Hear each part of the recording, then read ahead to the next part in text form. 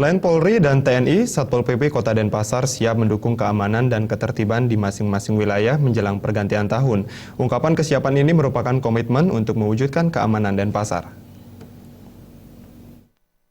Kepala Satpol PP Kota Denpasar, Ida Bagus Alit Wiredana mengatakan berbagai langkah efektif dilakukan Satpol PP Kota Denpasar dalam upaya menciptakan kondusivitas menjelang pergantian tahun, di antaranya melakukan rapat koordinasi dengan semua komponen, termasuk masyarakat dan TNI Polri, serta petugas pengamanan adat atau pecalang.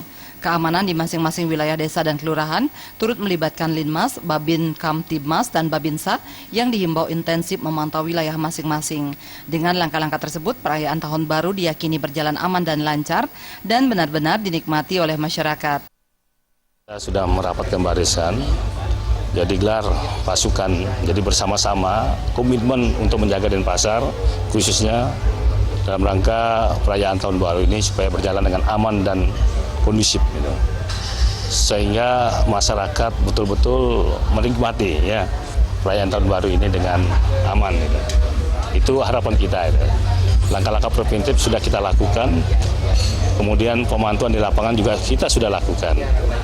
Ida Bagus Alit Wiredana juga menghimbau dan mengajak semua komponen masyarakat menjaga keamanan Bali dan Denpasar. Dengan demikian, apapun kegiatan yang berhubungan seni dan budaya pada akhir tahun berjalan aman dan lancar. Pera Widya dan Alit